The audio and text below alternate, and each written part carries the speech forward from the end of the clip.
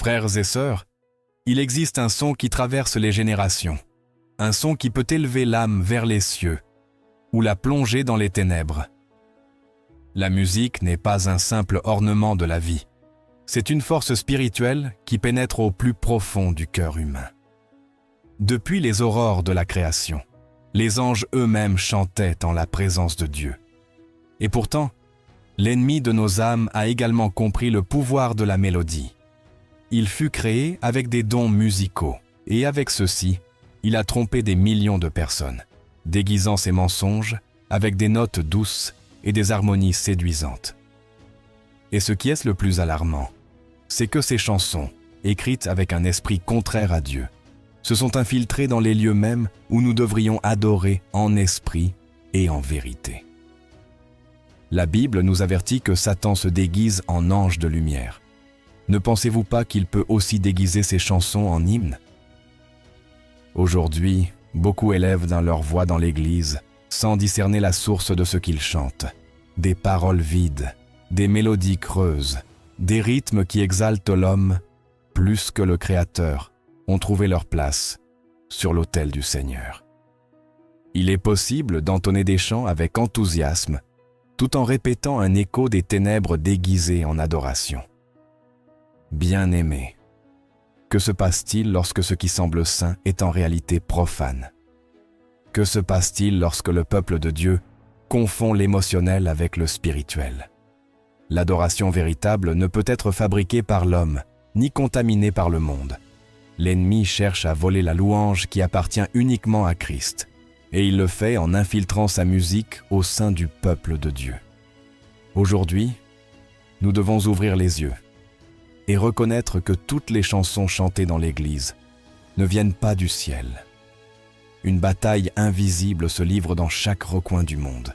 Une bataille qui ne se voit pas avec les yeux, mais qui se ressent au plus profond du cœur humain. Ce n'est pas une guerre d'armée, d'armes ou de territoire, mais une guerre spirituelle où l'ennemi cherche à s'approprier ce qu'il y a de plus sacré, l'adoration qui appartient uniquement à Dieu. La musique, ce langage universel qui transcende les frontières et émeut les émotions, est devenu l'un des champs de bataille les plus dangereux dans cette lutte. Car ce qui entre par l'oreille ne reste pas dans l'air, mais descend dans l'âme, façonne les pensées, éveille les désirs et dirige la volonté de l'homme. Depuis le commencement, la Bible nous enseigne que Lucifer fut créé avec une beauté et des dons extraordinaires, parmi lesquels le don musical. Mais ce don, corrompu par l'orgueil et la rébellion, s'est transformé en une arme contre Dieu. Aujourd'hui, cet même esprit continue d'opérer, déguisant ses chansons avec une apparence de sainteté, remplissant les temples de sons qui exaltent davantage la chair que l'esprit, et entraînant des multitudes à confondre l'émotionnel avec l'éternel. Le Seigneur Jésus a dit « Dieu est esprit ». Et il faut que ceux qui l'adorent en esprit et en vérité, non dans les apparences, non dans des répétitions vides, non dans des mélodies qui flattent l'homme, mais ne glorifient pas le Créateur. C'est pourquoi nous devons nous réveiller, examiner ce que nous chantons et discerner si nos voix s'élèvent véritablement vers le ciel ou si elles répètent les mensonges de celui qui, depuis le commencement, cherche à voler à Dieu sa gloire. Ce n'est pas une question secondaire ni une simple préférence musicale. C'est une question de vie ou de mort spirituelle, et nous devons l'affronter avec le sérieux que l'Esprit Saint exige. L'Écriture révèle un mystère que beaucoup préfèrent ignorer. Avant de devenir l'ennemi de nos âmes, Lucifer était un être rempli de splendeur, doté de dons qui reflétaient la gloire de son Créateur. Le prophète Ézéchiel le décrit comme le sceau de la perfection, plein de sagesse et de beauté, orné de pierres précieuses et, ce qui est le plus surprenant, équipé d'instruments musicaux dans son être même. Les tambourins et les flûtes étaient à ton service, préparés pour toi le jour de ta création. Ézéchiel 28, 13. Lucifer n'était pas seulement un ange de lumière, il était un musicien céleste, créé pour diriger l'adoration de Dieu dans les hauteurs. mais la tragédie a commencé lorsque son cœur s'est enorgueilli. Isaïe le montre dans sa rébellion, voulant s'élever jusqu'au ciel et placer son trône à côté du Très-Haut. C'est là que naît la corruption de l'adoration. Ce qui devait être un fleuve pur de louange à Dieu s'est transformé en un miroir déformé, où Lucifer cherchait à se refléter lui-même. Celui qui avait été créé pour guider la musique céleste est devenu le premier compositeur d'orgueil, l'inventeur de chansons qui exaltent le moi, au lieu d'exalter le Créateur. C'est là le principe de toute musique corrompue, lorsque la mélodie devient un véhicule de vanité et non un sacrifice de louange. Cet même esprit continue d'opérer dans le monde et, malheureusement, il a pénétré l'Église. Combien de fois chante-t-on des cantiques avec enthousiasme, mais derrière ces paroles et ces mélodies se cache une motivation erronée. Divertir plus qu'édifier, émouvoir plus que transformer, attirer les foules plus qu'exalter le Seigneur. La musique qui devrait briser les cœurs pour les conduire au repentir ne fait souvent que caresser des émotions passagères, laissant le péché intact. L'ennemi a déguisé son ancienne stratégie avec des rythmes modernes, et beaucoup, sans discernement, chantent ce qui a été inspiré non par l'Esprit Saint, mais par l'esprit de rébellion. L'apôtre Paul a averti que viendraient des temps où les hommes ne supporteraient pas la saine doctrine, mais s'entoureraient de maîtres selon leurs propres désirs. N'est-ce pas ce que nous voyons aujourd'hui lorsque les autels se remplissent de spectacles plutôt que de révérences? Lorsque les temples deviennent des scènes de divertissement plutôt que des maisons de prière? Chaque fois que la musique cesse de nous conduire vers Christ crucifié et ressuscité, elle risque de devenir une répétition moderne de la rébellion de Lucifer. C'est pourquoi il est nécessaire d'examiner non seulement ce que nous chantons, mais aussi l'esprit qui inspire notre adoration. La parole nous appelle à offrir des sacrifices spirituels agréables à Dieu par Jésus-Christ, et non à rechercher des expériences superficielles. L'Église doit se réveiller et discerner si ce qui sort de ses lèvres glorifie vraiment le Seigneur, ou si, sans le savoir, elle participe à la même corruption qui a commencé lorsque Lucifer, le musicien du ciel, s'est rebellé contre son Créateur. La parole de Dieu nous avertit avec une clarté inébranlable. Ce n'est pas merveille, car Satan lui-même se déguise en ange de lumière. 2 Corinthiens 11:14. L'illusion de l'ennemi ne se présente jamais de manière grotesque ou évidente, car si c'était le cas, personne ne le suivrait. Au contraire, il se revêt de beauté, de douceur, d'une apparence de sainteté. Et dans ce déguisement, il parvient à infiltrer son venin au sein du peuple de Dieu. Ce qui semble innocent, ce qui sonne inspirant, peut en réalité être un chant des ténèbres, une mélodie conçue pour endormir le discernement et voler la gloire qui appartient uniquement au Seigneur. Satan sait que les enfants de Dieu n'accepteraient pas ouvertement un chant d'idolâtrie ou de blasphème. C'est pourquoi il prend des paroles qui semblent bibliques, combine des phrases qui sonnent pieuses, y ajoute une musique qui émeut les émotions et présente tout cela comme de l'adoration. Mais derrière cette fausse lumière se cache l'obscurité. Jésus a dit que l'arbre se reconnaît à ses fruits. Et quels sont les fruits de ces chansons? Au lieu de produire du repentir, elles engendrent une euphorie momentanée. Au lieu de conduire à une vie sainte, elles produisent un conformisme spirituel. Au lieu d'exalter la croix de Christ, elles exaltent l'expérience humaine. C'est là que se révèle le piège. Ce qui semble être de la dévotion est souvent une auto-exaltation déguisée. Combien de jeunes aujourd'hui remplissent des auditoriums, chantant à plein poumon avec des larmes dans les yeux, mais sortent de ces lieux sans avoir été confrontés à leurs péchés? Combien d'églises se vantent d'avoir les dernières tendances musicales, mais dans leur congrégation, il n'y a pas de transformation réelle. C'est la stratégie de l'ange de lumière. Donner à l'homme ce qu'il veut entendre, lui offrir une expérience sensorielle qui semble spirituelle, mais qui le laisse enchaîner à son état de tiédeur. Le livre d'Amos nous rappelle comment Dieu a rejeté les chants d'Israël lorsque leur cœur était loin de lui. « Éloigne de moi le bruit de tes cantiques. Je n'écoute pas le son de tes luttes. Amos 5,23. Dieu n'est pas impressionné par des mélodies magnifiques si la vie derrière elles est contaminée. C'est un appel urgent à nous réveiller. Tout ce qui émeut ne vient pas de l'Esprit Saint. Toute chanson chantée dans le temple ne provient pas du ciel. L'ennemi continue de déguiser ses mensonges avec une lumière apparente et le peuple de Dieu doit apprendre à discerner. La question n'est pas de savoir si la musique nous fait du bien, mais si elle nous conduit aux pieds de Christ dans une soumission totale. Il est temps de mettre à l'épreuve les esprits, comme l'Écriture l'ordonne, d'examiner les paroles que nous répétons et les mélodies que nous suivons. Ce n'est qu'ainsi que nous pourrons distinguer le chant de l'agneau du chant des ténèbres. Et ce discernement ne vient pas de l'émotion, mais d'une vie soumise à la sainteté, nourrie par la parole et guidée par l'Esprit Saint. Tout au long de l'histoire biblique, nous voyons que l'autel est le lieu sacré où l'homme rencontre Dieu. C'est là qu'Abraham a offert des sacrifices d'obéissance, que Moïse a reçu des ordonnances, que le peuple d'Israël reconnaissait sa dépendance envers le Seigneur. L'autel représentait la sainteté, la pureté et la consécration. Mais nous trouvons aussi des épisodes où l'autel fut contaminé, où des sacrifices étrangers furent offerts, et le feu de Dieu ne les approuva pas. Dans Lévitique, Nadab et Abihu moururent pour avoir offert un feu étranger devant le Seigneur. Lévitique 10. La leçon est claire. Dieu n'accepte pas toutes les offrandes, tous les chants, toutes les expressions faites en son nom. Il exige que ce qui est offert sur son autel soit saint, véritable et issu d'un cœur pur.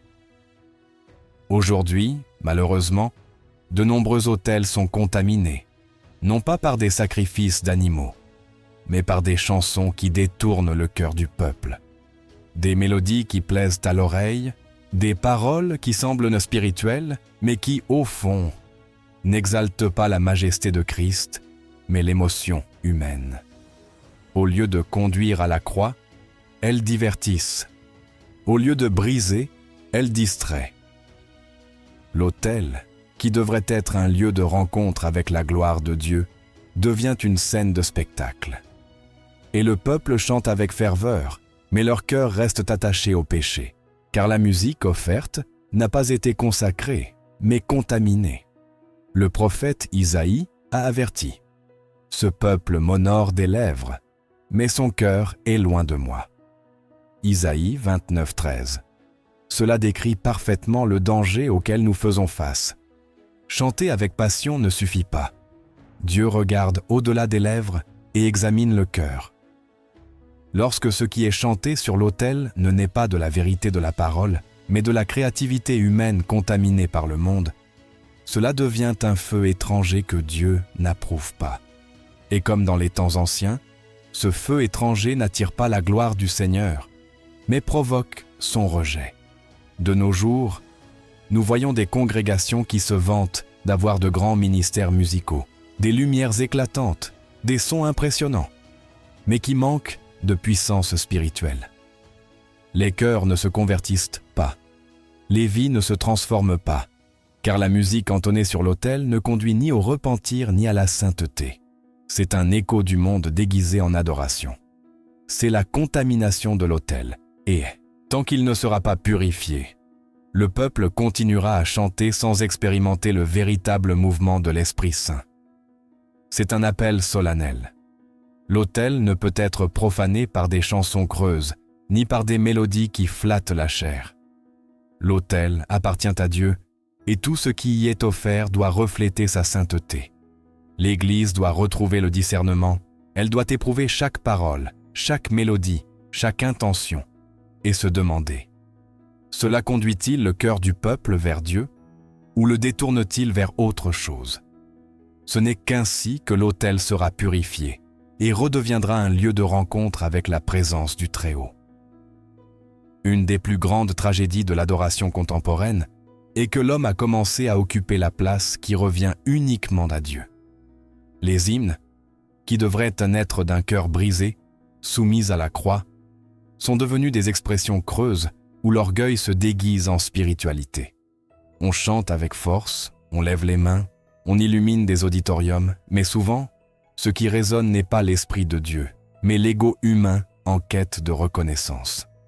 L'apôtre Paul a averti dans Colossiens 3,16 que la parole de Christ habite en vous abondamment.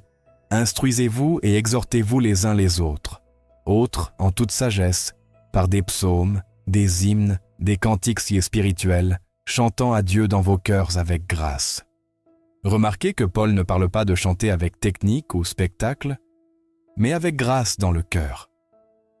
Lorsque cette grâce est remplacée par l'orgueil, les hymnes perdent leur essence et deviennent de simples bruits religieux.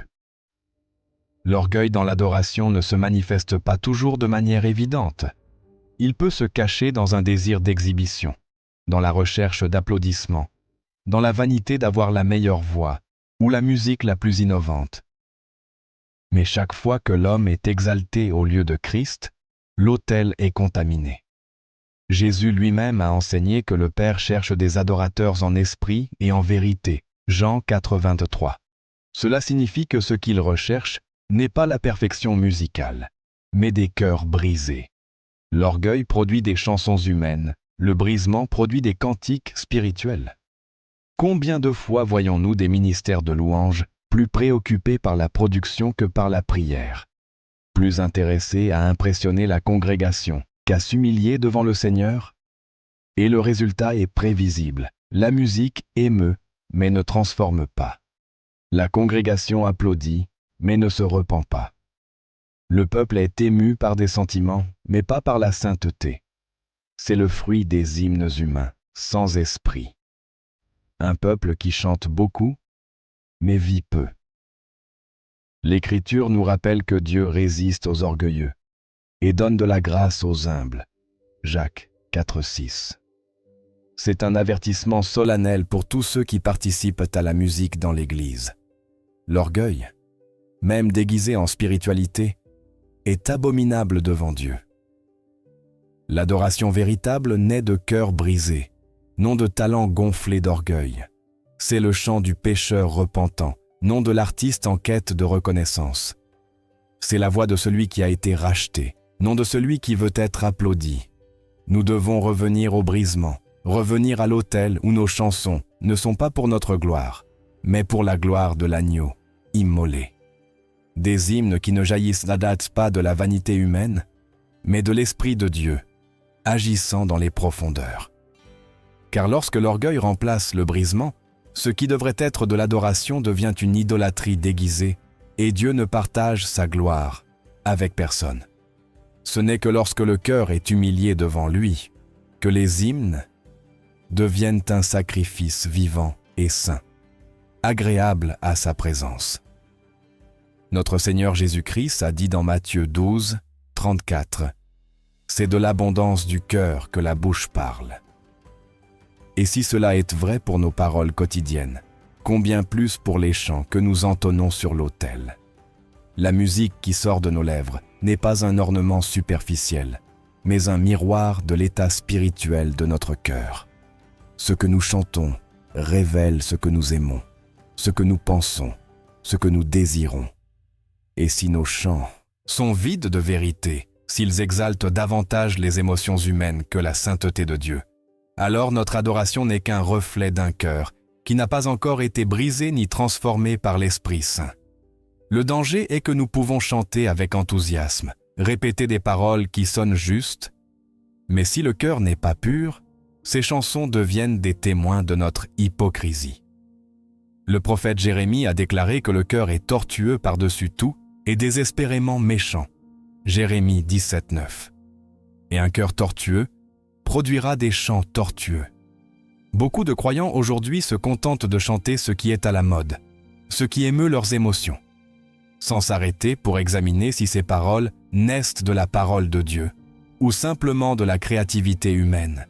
Mais tôt ou tard, ce qui est dans le cœur se révèle. Combien de fois avons-nous vu des congrégations chanter avec force, alors que dans leur vie persiste l'amertume, l'orgueil, l'immoralité? Le chant révèle la condition spirituelle. lorsque les chansons sont remplies de superficialité. C'est parce que le cœur s'est rempli de superficialité. Lorsque les chants exaltent l'auto-assistance et l'auto-affirmation, c'est parce que le cœur s'est contaminé par l'esprit du monde. Jésus a dit qu'un bon arbre ne peut produire de mauvais fruits, ni un mauvais arbre de bons fruits. Si ce que nous chantons est tordu, c'est que quelque chose dans nos racines spirituelles est malade. L'apôtre Paul exhorte dans Éphésiens 5:19 à vous entretenir par des psaumes, des hymnes et des cantiques spirituels, chantant et célébrant de tout votre cœur les louanges du Seigneur. L'accent n'est pas mis sur la technique ni sur l'émotion, mais sur le cœur soumis. Nos chants doivent jaillir d'un cœur purifié, d'un cœur rempli de Christ. Il ne suffit pas que les paroles soient correctes. Il faut que le cœur qui les prononce soit en obéissance à Dieu. C'est un appel à nous examiner à la lumière de l'Esprit Saint. Que révèlent nos chansons? Exaltent-elles Christ crucifié et ressuscité, ou reflètent-elles la vanité du monde? Sont-elles le fruit d'un cœur humilié, ou l'expression d'un cœur tiède et trompeur? Nous ne pouvons pas continuer à chanter avec des lèvres enflammées, alors que le cœur reste éteint. La véritable adoration ne commence pas par une mélodie, mais par un cœur transformé. Car c'est de l'abondance de ce cœur que s'élèvera un chant qui montera comme de l'encens agréable au trône de Dieu. L'apôtre Paul a écrit dans Galates, un chapitre 1, 8, des paroles qui devraient nous faire trembler jusqu'au plus profond de notre être. Mais quand nous-mêmes, ou un ange du ciel, vous annoncerait un autre évangile que celui que nous vous avons prêché, qu'il soit anathème. Paul ne parlait pas d'un sujet léger. Il confrontait la possibilité que le message de Christ, le seul qui sauve, puisse être adultéré, déguisé, perverti. Et aujourd'hui, bien-aimés, cette même réalité a pénétré l'Église par une porte que peu osent surveiller, la musique. Non seulement un évangile falsifié est prêché depuis certains pupitres, mais il est aussi chanté dans nos temples. Et ce qui est le plus alarmant, c'est que des multitudes l'entonnent sans discerner que ce qu'elles répètent avec leurs lèvres n'est pas la vérité qui libère, mais le mensonge qui a servi. L'ennemi est astucieux. Il sait que les fausses doctrines s'infiltrent plus rapidement lorsqu'elles sont revêtues de mélodies douces et d'harmonies attrayantes. La musique va directement au cœur, pénètre les émotions, et souvent, le croyant ne s'arrête pas pour examiner les paroles parce que la mélodie l'a captivé. Ainsi, des doctrines entières, des mensonges soigneusement conçus pour affaiblir la foi, exalter l'homme, minimiser la croix, sont chantés encore et encore dans la congrégation jusqu'à ce que le peuple les adopte comme vérité. Ce qui devrait être un chant d'adoration devient un sermon musical qui déforme l'Évangile. Demandons-nous sérieusement, combien des chansons que nous entonnons parlent clairement de la croix de Christ? Combien exaltent le sang versé au calvaire, le repentir, la nécessité de naître de nouveau? Et au contraire, combien se concentrent sur l'homme, sur ses désirs, sur ses émotions, sur sa prospérité? C'est là la racine de l'Évangile falsifié sous forme de mélodie. Un chant qui promet le succès, la guérison, le bonheur, mais qui ne mentionne ni la renonciation, ni l'obéissance, ni le coût de suivre Jésus. C'est un évangile mutilé, réduit à une expérience émotionnelle sans fondement dans la vérité. L'apôtre Pierre a averti « Il y aura parmi vous de faux docteurs, qui introduiront furtivement des hérésies destructrices. » 2 Pierre 2:1.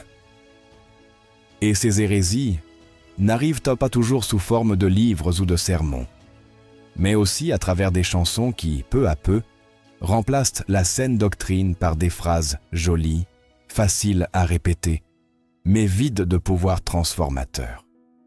Des chansons qui présentent Dieu comme un serviteur de nos besoins, au lieu d'exalter le Dieu saint qui exige notre consécration totale. Des chansons qui nous font nous sentir bien avec nous-mêmes, mais qui ne nous confrontent jamais à notre péché.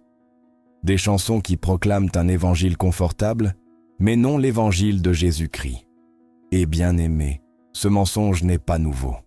Dans l'Ancien Testament, le peuple d'Israël chantait et dansait souvent, mais son cœur était loin de Dieu.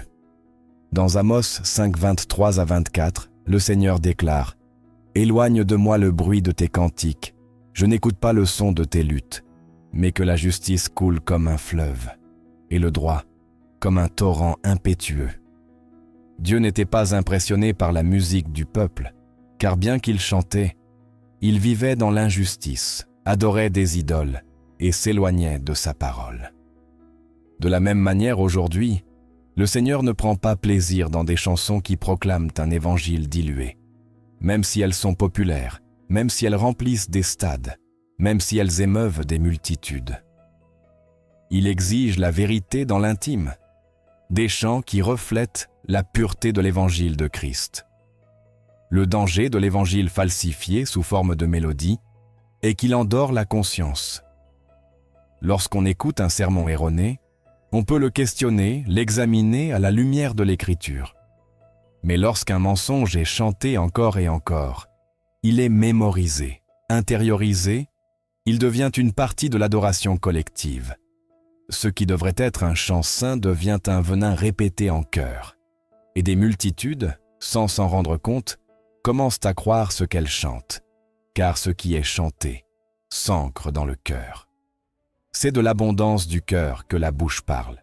Matthieu 12, 34. Et nous pourrions aussi dire, ce que la bouche chante remplit le cœur. Pensons aux effets réels de ces chansons. Une congrégation peut chanter dimanche après dimanche que Dieu veut nous prospérer matériellement. Et cette doctrine devient la base de leur foi. Elle peut chanter que le chrétien ne fera jamais face à des épreuves, et bientôt, ils seront confus et ressentis lorsque la souffrance frappera à leur porte. Elle peut chanter que tout va bien avec leur âme, alors qu'ils vivent dans un péché non confessé. Et ce mensonge les endort jusqu'à ce qu'ils ne ressentent plus le besoin de se repentir. C'est cela, l'évangile falsifié, un chant qui apaise la conscience, mais ne régénère pas le cœur. Jésus lui-même nous a avertis dans Matthieu 7, 21 à 23. « Ce n'est pas tout homme qui me dit « Seigneur, Seigneur », qui entrera dans le royaume des hauts cieux, mais celui qui fait la volonté de mon Père, qui est dans les cieux. Plusieurs me diront dans ce jour-là, « Seigneur, Seigneur, n'avons-nous pas prophétisé en ton nom? N'avons-nous pas chassé des démons en ton nom? Et n'avons-nous pas fait beaucoup de miracles en ton nom? » Alors je leur dirai ouvertement, « Je ne vous ai jamais connu. Retirez-vous de moi, vous qui commettez l'iniquité. » Si ces paroles sont vraies pour ceux qui prêchent et font des miracles, ne le seraient-elles pas aussi pour ceux qui chantent en son nom, mais sans vivre selon la vérité? Le Seigneur ne sera pas trompé par des chants magnifiques qui ne reflètent pas une obéissance authentique. Bien-aimés, nous devons nous réveiller face à cette réalité. La musique dans l'Église n'est pas neutre. Chaque chanson enseigne quelque chose. Chaque parole transmet une doctrine. Chaque mélodie façonne le cœur des auditeurs. C'est pourquoi nous devons nous demander, avec crainte et tremblement, quel évangile chantons-nous? L'évangile de la croix, qui appelle au repentir, à la sainteté, au renoncement de soi, ou un évangile falsifié qui flatte les oreilles, qui exalte l'homme, qui évite la confrontation avec le péché? L'évangile véritable est la puissance de Dieu pour le salut. Romains 1,16. Mais l'évangile falsifié est une chaîne invisible qui lie les âmes au mensonge. Regardons autour de nous. Les foules dans les conférences et concerts chrétiens chantent avec enthousiasme, lèvent à dire les mains, pleurent d'émotion. Mais que se passe-t-il ensuite? Y a-t-il un fruit de repentir? Y a-t-il une transformation? Y a-t-il une soif de la parole? Ou plutôt, une dépendance émotionnelle à la musique, pour se sentir proche de Dieu, tandis que leur vie reste tiède, sans fruit, sans sainteté? C'est la preuve d'un évangile falsifié sous forme de mélodie. Il procure une expérience, mais pas une conversion. Il donne une sensation de proximité avec Dieu, mais sans l'obéissance qui l'accompagne. L'évangile de Jésus-Christ n'a pas besoin d'ornements humains. Il n'a pas besoin d'être dilué pour être acceptable. Il n'a pas besoin d'être déguisé en chanson, qui évite de parler du péché, du jugement, de la sainteté. Lorsque l'on chante le véritable évangile, l'Esprit Saint agit, convainc de péché, brise les cœurs, produit des larmes de repentir et des vies transformées. Mais lorsque l'on chante un évangile falsifié, tout ce qui est produit est une fausse assurance, un mirage spirituel qui conduit des multitudes à marcher vers l'éternité sans Christ. Le peuple d'Israël a également été confronté à cette tentation. Dans Jérémie 7, 9 à 10, le Seigneur dénonce « Vous volez, vous tuez, vous commettez l'adultère, vous jurez faussement, vous offrez de l'encens à Baal. Vous allez après d'autres dieux que vous ne connaissez pas. Et vous venez, et vous vous présentez devant moi, dans cette maison sur laquelle mon nom est invoqué. Et vous dites « Nous sommes délivrés » pour continuer à faire toutes ces abominations. Ils croyaient qu'en étant dans le temple, en participant au rituel, ils étaient à délivrer, bien qu'ils vivaient dans le péché.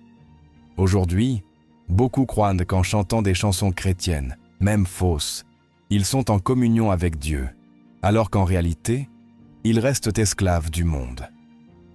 L'appel de Dieu est clair. Éprouvez les esprits pour savoir s'ils sont de Dieu. 1 Jean 4, 1. Cela inclut éprouver les chansons que nous chantons. Toutes les paroles qui mentionnent le nom de Jésus ne glorifient pas nécessairement le véritable Jésus de la Bible. Paul a averti dans 2 Corinthiens 11, 4 que certains prêcheraient un autre Jésus. N'est-ce pas ce que nous chantons parfois? Un Jésus réduit à un ami complaisant qui approuve tout, mais pas le Seigneur saint, qui exige obéissance et consécration. Un Jésus qui exauce les désirs, mais pas celui qui conduit sur le chemin étroit. Lorsque nous chantons un autre Jésus, même sans le dire explicitement, nous participons à un évangile falsifié sous forme de mélodie. Il est temps de restaurer le discernement spirituel dans la musique de l'Église. Il est temps que les responsables de la louange, les musiciens, les compositeurs se prosternent devant Dieu dans le repentir et demandent à l'Esprit Saint de purifier leurs chants. Il est temps que chaque croyant ouvre sa Bible et examine si ce qu'il chante est aligné sur la vérité de l'Évangile. Car ce que nous chantons n'est pas seulement de l'art, ce n'est pas seulement de l'émotion, c'est de la doctrine, de l'enseignement, un instrument qui peut édifier ou détruire. L'Évangile falsifié sous forme de mélodie est peut-être l'une des stratégies les plus subtiles et efficaces de l'ennemi à notre époque. Car pendant que l'Église chante, elle croit qu'elle adore. Pendant que la congrégation répète les paroles, elle croit qu'elle grandit. Pendant que les foules s'émeuvent, elle croit qu'elles sont transformées. Mais si ce que nous chantons n'est pas le véritable évangile, tout cela n'est qu'un mensonge. Un mensonge avec une apparence de lumière, mais qui, en réalité, conduit aux ténèbres. C'est pourquoi nous devons crier au Seigneur avec humilité et crainte. « Examine-moi, ô Dieu, et connais mon cœur. Éprouve-moi et connais mes pensées. Regarde s'il y a en moi un chemin de perversité, et conduis-moi dans la voie éternelle. » Psaume 139, 23 à 24. Car nos chansons ne sont pas un ornement dans la vie chrétienne. Elles sont un reflet de ce que nous croyons. Et si ce que nous croyons est corrompu, ce que nous chantons le sera aussi. Ce n'est que lorsque l'Évangile véritable, Christ crucifié et ressuscité, appelant l'homme au repentir et à la sainteté, sera au centre de nos chants, que la puissance de l'Esprit reviendra dans nos louanges, et nos mélodies cesseront d'être un écho du mensonge, pour devenir un instrument de vérité qui glorifie le seul digne d'être loué.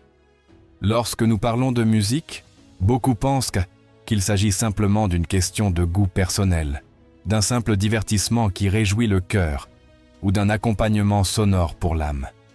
Mais la Bible nous avertit que tout ce qui brille n'est pas lumière, et tout ce qui sonne doux ne vient pas du ciel.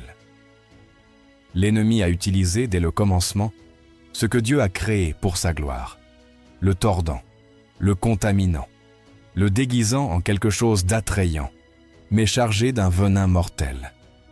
Et ce qui est le plus dangereux, c'est que ce venin n'est pas toujours perçu au premier regard. Il se cache souvent derrière des paroles douces, des mélodies magnifiques et des textes qui semblent inoffensifs, mais qui, au fond, sèment des graines de mensonges, de rébellion et d'éloignement de Dieu. Jésus lui-même a dit dans Matthieu 12, 34, « C'est de l'abondance du cœur que la bouche parle. » Et je vous dis aujourd'hui, c'est aussi de l'abondance du cœur que l'on écrit et que l'on chante. Ce qui est entonné sur les autels, ce qui est répété dans les églises, ce qui est laissé entrer dans l'âme par les oreilles, a le pouvoir d'édifier ou de détruire, de nous rapprocher de Dieu ou de nous en éloigner. Nous ne pouvons pas prendre cela à la légère. La musique n'est pas neutre. Elle porte un message, et ce message peut être vie ou mort. L'ennemi est astucieux, et sait qu'un mensonge dit froidement peut être rejeté. Mais un mensonge enveloppé de rythme, de poésie et d'harmonie glisse doucement dans le cœur et l'esprit. C'est pourquoi beaucoup chantent, sans s'en rendre compte, des doctrines fausses déguisées en vérité, des paroles qui exaltent l'homme au lieu de Christ, des textes qui font appel aux émotions charnelles plutôt qu'au brisement et à la sainteté. C'est un venin doux, facile à digérer mais mortel dans ses effets. Isaïe 5,20 avertit. Malheur à ceux qui appellent le mal bien et le bien mal, qui font des ténèbres la lumière et de la lumière les ténèbres. C'est exactement ce qui se passe lorsque l'on chante sans discernement. Pensons-y. Combien de chansons qui résonnent aujourd'hui présentent un évangile incomplet, réduit à des phrases jolies et motivantes, mais sans croix, sans repentir, sans le sang de Christ. Elles parlent de prospérité, de rêve, de pouvoir personnel, de bien-être, mais ne mentionnent ni le péché, ni la justice, ni le jugement à venir. Et sans que nous nous en rendions compte, une foi superficielle, faible, centrée sur l'homme et non sur Dieu, se construit. Paul a dit dans Galates 1,8 « Mais, quand nous-mêmes, ou un ange du ciel, vous annoncerait un autre évangile que celui que nous vous avons prêché, qu'il soit anathème. » Et que se passe-t-il aujourd'hui? Cet autre évangile, qui ne sauve pas, qui ne confronte pas, qui ne transforme pas, est chanté dimanche après dimanche. Certains diront, ce n'est qu'une chanson, ce n'est pas si grave. Et je leur réponds, la chanson de Moïse dans Exode 15 n'était-elle pas un chant de victoire proclamant la gloire de Dieu? Les psaumes de David n'étaient-ils pas l'expression la plus pure de la relation entre l'homme et son Créateur? Si Dieu a utilisé la musique pour graver la vérité éternelle dans le cœur de son peuple, pourquoi douterions-nous que Satan l'utilise pour semer le mensonge? L'ennemi sait que ce qui est chanté se mémorise facilement, se répète inconsciemment, s'imprime profondément dans l'esprit, et lorsque ces paroles sont contaminées, elles deviennent un venin lent qui corrompt la vision spirituelle. Aujourd'hui, nous voyons des jeunes qui, au nom de la liberté, répètent des chansons qui exaltent la sensualité, l'orgueil, l'argent, le plaisir, et ensuite apportent ces mêmes attitudes à l'Église. Nous voyons des congrégations qui chantent des hymnes modernes qui semblent écrits pour l'ego humain, et non pour exalter le Dieu saint. On parle de moi, de ma victoire, de mon pouvoir, mais on omet l'humiliation devant la croix, la dépendance absolue envers Christ. Jérémie 17,9 nous rappelle « Le cœur est tortueux par-dessus tout, et désespérément méchant. Qui le connaîtra ?» Et ce mensonge devient mélodie lorsque nous le laissons entrer dans nos bouches, sans le filtrer par la parole. Il y a des paroles qui présentent Dieu comme un simple pourvoyeur de bénédictions, un serviteur de nos désirs, un facilitateur de rêves humains, et non comme le Seigneur souverain, le roi de gloire, le juge juste. D'autres font de l'adoration un spectacle, un show où ce qui compte n'est pas de briser le cœur devant Dieu, mais de divertir la foule. Et le peuple chante, s'émeut, applaudit, mais ne se transforme pas, car ce qu'il reçoit n'est pas esprit et vérité, mais émotion et chair. Jésus a dit dans Jean 4, 24, « Dieu est esprit, et il faut que ceux qui l'adorent en esprit et en vérité. Pas dans une émotion passagère, pas dans une parole vide, pas dans une mélodie agréable, mais en esprit et en vérité. Le venin caché derrière la musique est que la plupart ne le reconnaissent pas. Comme dans l'Éden, lorsque le serpent a parlé doucement à Ève, ce n'était pas avec des cris ou des menaces, mais avec une voix séduisante, raisonnable, persuasive. C'est ainsi que le message empoisonné s'infiltre dans beaucoup de chansons qui passent aujourd'hui pour chrétiennes. Un peu de vérité mélangée à beaucoup de mensonges, et le peuple, sans discernement, le répète. Et ce qui est répété est cru, et ce qui est cru est vécu.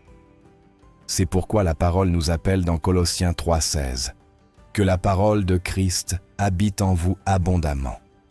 Instruisez-vous et exhortez-vous, les uns les autres en toute sagesse, par des psaumes, des hymnes, des cantiques spirituels, chantant à Dieu dans vos cœurs avec grâce. » La musique doit être remplie de la parole de Christ et non de phrases creuses. Elle doit enseigner et exhorter, non distraire ni endormir. Aujourd'hui, plus que jamais, nous avons besoin de discernement. Toutes les chansons qui portent le nom de chrétiennes ne le sont pas en esprit et en vérité. Toutes les paroles qui mentionnent Dieu ne sont pas inspirées par l'Esprit Saint. Toutes les mélodies qui émeuvent l'âme ne sanctifient pas le cœur. L'apôtre Jean a averti dans 1 Jean 4,1 « Bien-aimés, n'ajoutez pas foi à tout esprit, mais éprouvez les esprits pour savoir s'ils sont de Dieu, car plusieurs faux prophètes sont venus dans le monde. Je vous dis aujourd'hui, éprouvez aussi les chants, scrutez les paroles, demandez-vous, cette chanson exalte-t-elle Christ ou l'homme? Conduit-elle au repentir ou à l'orgueil? Est-elle un cri pour la sainteté ou un applaudissement pour la chair? L'Église ne peut se permettre un autel contaminé par des mélodies déguisées en lumière, mais chargées de ténèbres. Le peuple de Dieu ne peut chanter du venin et espérer récolter la vie. Nous devons revenir au brisement, aux chants qui naissent de l'esprit, à l'adoration enracinée dans la parole. Car ce que nous entonnons avec nos lèvres façonne ce que nous vivons dans notre marche. Et si ce que nous chantons est contaminé, ce que nous vivons le sera aussi. La musique n'a jamais été neutre. Depuis les temps anciens jusqu'à nos jours, elle a été une arme spirituelle, une clé qui ouvre des portes, soit vers la présence de Dieu, soit vers les ténèbres de l'ennemi. La parole de Dieu nous enseigne que les chants ne sont pas de simples expressions artistiques, mais des véhicules spirituels qui touchent l'âme, façonnent la pensée et affectent le cœur. Dans Éphésiens 5,19, il nous est exhorté de vous entretenir par des psaumes, des hymnes et des cantiques spirituels, chantant et célébrant de tout votre cœur les louanges du Seigneur. Pourquoi?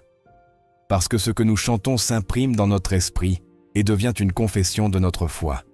Cependant, il y a aussi des chansons qui, au lieu d'apporter la vie, ouvrent des portes au péché, à l'illusion et à la mort spirituelle.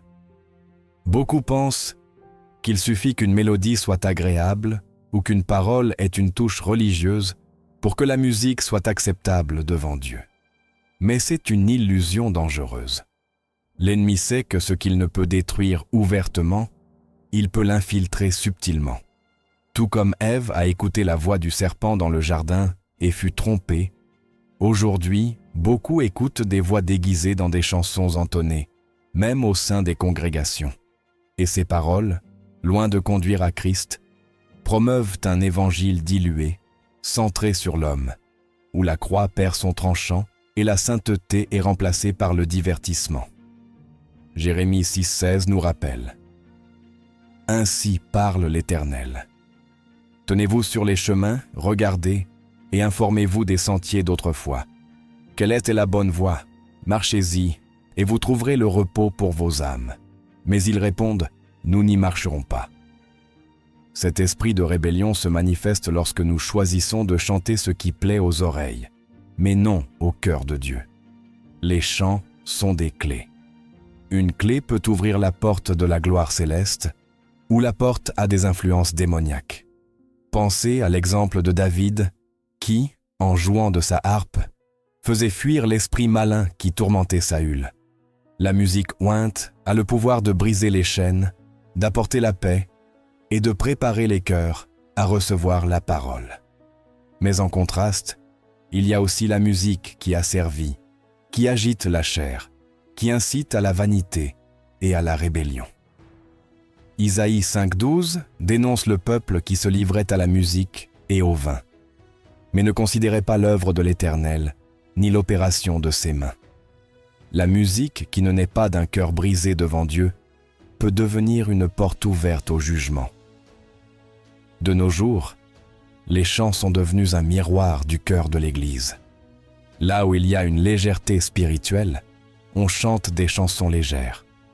Là où il y a de l'orgueil, on entonne des hymnes du moi, du « je veux », du « je ressens ». Et là où il n'y a pas de discernement, des voix s'élèvent qui sonnent comme de l'adoration, mais qui sont vides d'esprit. Jésus a averti dans Matthieu 12,36 que de toute parole vaine que les hommes prononceront, ils rendront compte au jour du jugement. Combien plus des paroles que nous répétons en chantant encore et encore. Nous ne pouvons sous-estimer le pouvoir de la confession chantée. Ce que la bouche chante, l'âme l'absorbe. J'ai vu des églises où la musique suscite plus d'émotion que la prédication de la parole, où l'on recherche des refrains répétitifs qui hypnotisent plus qu'ils n'édifient. Là, il n'y a pas de liberté, mais une manipulation spirituelle, et le danger est grand. Car tandis que les lèvres prononcent des paroles qui semblent être de l'adoration, le cœur est loin de Dieu. Isaïe 29,13 l'a prophétisé. Ce peuple m'honore des lèvres, mais son cœur est loin de moi. Lorsque nous chantons sans discernement, lorsque nous entonnons des chants qui exaltent les émotions humaines au lieu de la gloire de Dieu, nous ouvrons une porte à l'illusion et au refroidissement spirituel. La musique doit être un instrument de sanctification, non de contamination. Elle doit être un pont vers la présence de Dieu, non un tremplin vers la chair. Paul a instruit les Colossiens que la parole de Christ habite en vous abondamment. Instruisez-vous et exhortez-vous les uns les autres en toute sagesse, par des psaumes, des hymnes, des cantiques spirituels, chantant à Dieu dans vos cœurs avec grâce. Colossiens 3,16. Remarquez que la musique doit naître de la parole, non de la mode. Elle doit être un écho du ciel, non un reflet du monde. Lorsque nous chantons des cantiques inspirés par l'Esprit, l'atmosphère change, les cœurs s'adoucissent, les chaînes se brisent. Mais lorsque nous chantons ce qui plaît aux hommes, et non à Dieu, les cieux restent fermés, l'onction s'absente, et bien que la musique soit belle aux oreilles, elle est désagréable au Seigneur. Amos 5,23 rapporte la voix de Dieu disant « Éloigne de moi le bruit de tes cantiques, je n'écoute pas le son de tes luttes. » Ce n'était pas que Dieu méprisait la musique en soi, mais qu'il méprisait la musique déconnectée d'un cœur juste. La question que nous devons nous poser est « Quelle porte nos chants ouvrent-ils ? Conduisent-ils notre congrégation vers la pureté, vers l'obéissance, vers la croix ? Ou ouvrent-ils des brèches par lesquelles l'ennemi s'infiltre pour semer la confusion et l'orgueil ? Satan n'a pas besoin de nous détruire par la violence s'il peut nous séduire par une mélodie. Il le sait bien, car il fut musicien dans les cieux avant sa chute. C'est pourquoi nous devons examiner, éprouver et discerner chaque parole et chaque chanson. Car ce que nous chantons ne reflète pas seulement ce que nous croyons, mais le renforce, le multiplie et l'enracine au plus profond de notre être. Les chants sont des clés, et chaque clé ouvre une porte. La question décisive est « Vers où conduisent les chansons que nous chantons aujourd'hui ? Vers la vie éternelle, la sainteté, la gloire de l'agneau, ou vers la mort spirituelle, l'illusion et la tiédeur qui éloignent le cœur du Dieu véritable ?» La musique peut être un autel de feu saint ou un autel contaminé. Elle peut être la voix de l'esprit ou l'écho de l'enfer. Et le destin de nombreux cœurs dépendra de la porte que nous aurons ouverte avec nos chansons.